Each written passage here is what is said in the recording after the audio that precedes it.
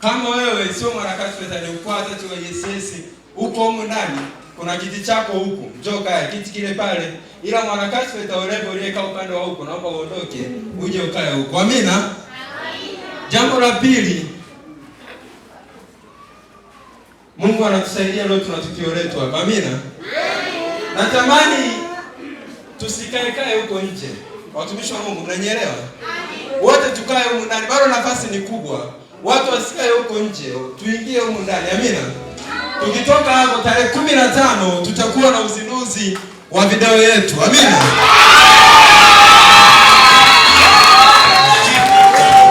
Karibu sana.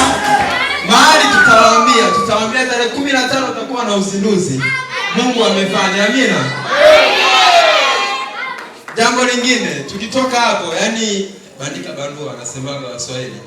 Tarehe 22 tutakuwa na mahafali ya kidato cha 6.